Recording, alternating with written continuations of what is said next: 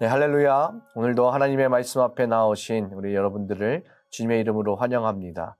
오늘 하루의 시작을 하나님의 말씀을 붙들고 나가는 우리 모두가 되기를 간절히 소망합니다.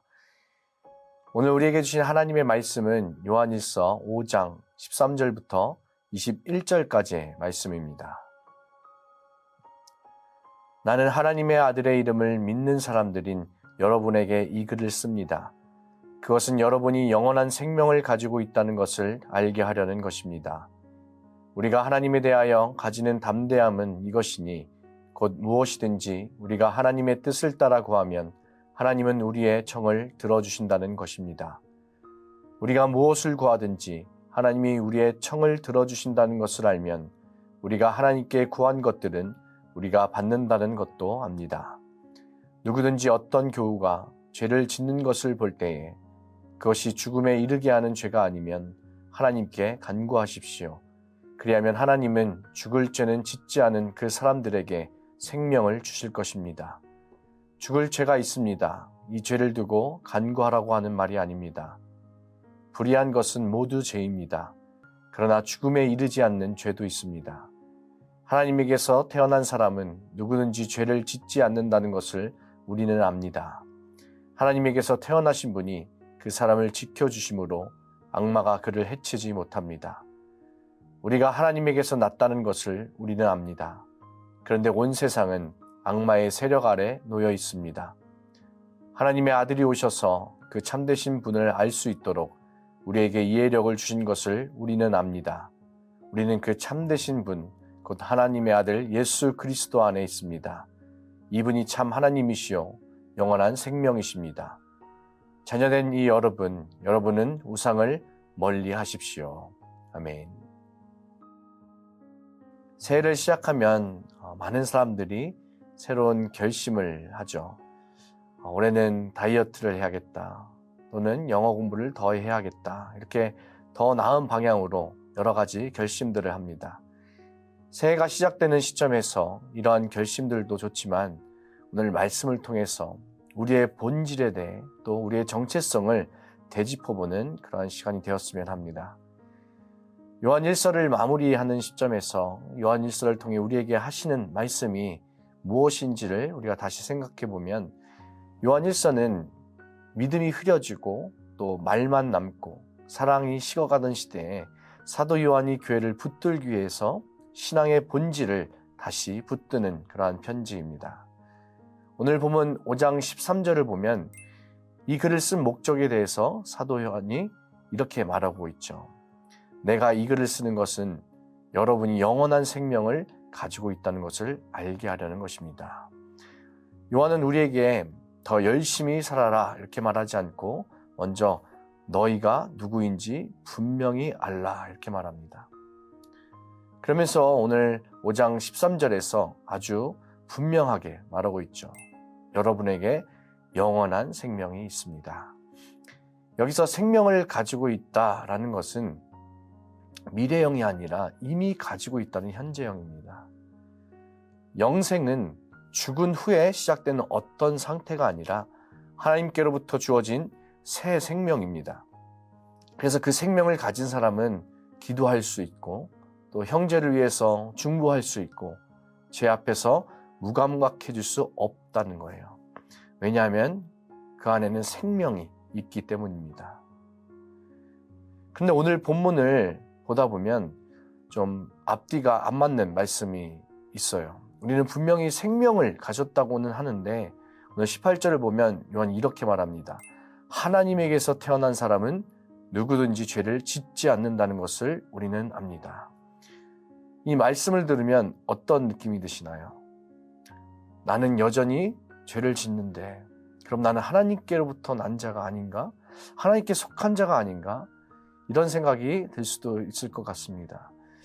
앞에선 분명히 영원한 생명을 가졌다고 했는데 죄를 짓는 사람은 하나님에게서 태어난 사람이 아니라고 말하고 있어요. 게다가 요한일서 1장 8절에서 사도 요한은 이렇게 말했죠. 우리가 죄가 없다고 말하면 우리는 자기를 속이는 것이요. 이 말이 무슨 말인가요? 누구나 죄가 있다는 것이죠. 요한의 말이 모순이 있다고 우리가 생각할 수가 있습니다. 근데 사실은 오늘 18절에서 요한이 말하는 죄를 짓지 않는다라는 말은 죄를 전혀 짓지 않는 상태를 말하는 것이 아닙니다. 헬라어 원문을 보면 이 하마르타네이라는 단어는 현재형으로 쓰였습니다. 이 헬라어 현재형은 지속되는 상태, 습관적인 행위를 가리킵니다. 그래서 요한의 뜻을 다시 한번 우리가 해석하자면 하나님께로부터 태어난 사람은 죄를 한 번도 짓지 않는다가 아니라 죄 가운데 계속 머물러 있지 않는다라는 거예요. 넘어질 수는 있지만 죄 가운데 계속 머물 수 없는 사람이라고 말하고 있는 것입니다. 왜냐하면 우리가 죄 가운데 계속 머물 수 없는 사람이라고 말할 수 있는 이유를 요한이 이어서 이렇게 말하죠. 18절 하반절에 하나님에게서 태어나신 분이 그 사람을 지켜주심으로 악마가 그를 해치지 못합니다. 우리가 죄 가운데 머물지 않을 수 있는 이유는 우리가 완전하기 때문이 아니라 하나님께서 보호하시기 때문입니다. 우리가 하나님의 말씀을 잘 지켜서가 아니라 하나님이 붙드시기에 하나님이 주신 영원한 생명이 사라지지 않는 것입니다. 그러니까 사도 요한은 우리에게 이렇게 말하고 있는 거예요.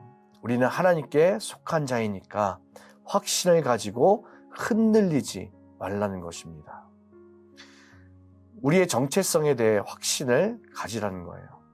그러면서 사도 요한은 본문 19절에서 하나님께 속한 자와 하나님께 속하지 않은 자에 대해 아주 분명한 대비를 보여줍니다.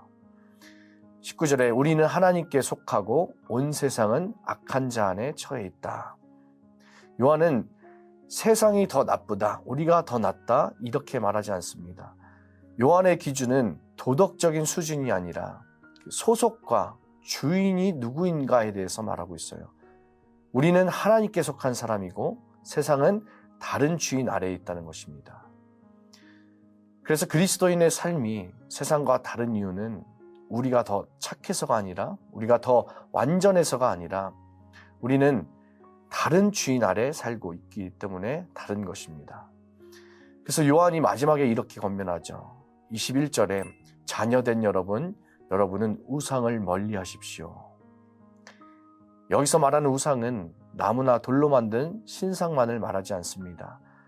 내 마음을 가장 많이 차지하고 있는 것, 내 선택을 좌우하는 것, 또 내가 의지하며 살아가는 것, 그것이 나의 주인이라는 것이죠. 우리는 하나님께 속한 자로 하나님을 우리의 주인으로 여기고 사는 사람들입니다. 지금 내 삶의 주인은 누구인가? 내 마음을 가장 붙들고 있는 것은 무엇인가? 이것이 오늘 말씀을 통해 우리에게 요구하는 결단입니다. 주님께 더 가까이 가는 방향으로 살겠다는 결단. 세상보다 주님을 더 신뢰하고 내 뜻보다 주님의 다스림 안에 머물겠다는 결단입니다. 이것이 세상과 다른 삶이고 생명을 가진 자의 삶입니다. 사랑하는 성도 여러분, 우리는 완전한 사람이 아닙니다. 그러나 하나님께로부터 난 사람입니다. 우리는 넘어질 수 있지만 버려지지 않습니다. 우리는 연약하지만 하나님이 지키시는 생명을 가지고 있습니다. 그리고 이 생명을 가진 사람은 하나님의 다스림 가운데 살게 됩니다. 그래서 이 새해의 출발점에서 우리가 이렇게 고백하며 나아갔으면 좋겠습니다. 나는 하나님께로부터 난 사람입니다. 내 안에 영생이 있습니다. 이 생명은 하나님이 지키십니다. 그래서 나는 주님을 나의 주인으로 선택하며 살겠습니다. 이러한 결단은 의무가 아니라 바로 정체성의 열매입니다. 이 확신 위에서 새해를 시작하는 저와 여러분이 되시기를 주님의 이름으로 간절히 축원합니다. 기도하겠습니다. 살아계신 아버지 하나님 감사합니다. 새해를 시작하는 시점에 서 있습니다. 주님, 내 마음을 가장 많이 차지하고 있는 것이 무엇인지 보게 하여 주시기를 원합니다. 또 내 선택과 또 염려와 기대를 지배하고 있는 것이 무엇인지 알게 하여 주시기를 원합니다. 새해 첫걸음을 떼는 시점에서 주님께 더 가까이 가는 방향으로 우리의 삶을 다스려 주시옵소서. 우리 안에 주신 생명을 붙드시고 그 생명을 끝까지 지키시는 하나님을 우리가 신뢰하며 주님을 나의 주인으로 다시 고백하며 나아가는 은혜를 더하여 주시옵소서. 이 모든 말씀 감사드리며 우리 주 예수 그리스도의 이름으로 기도드립니다. 아멘.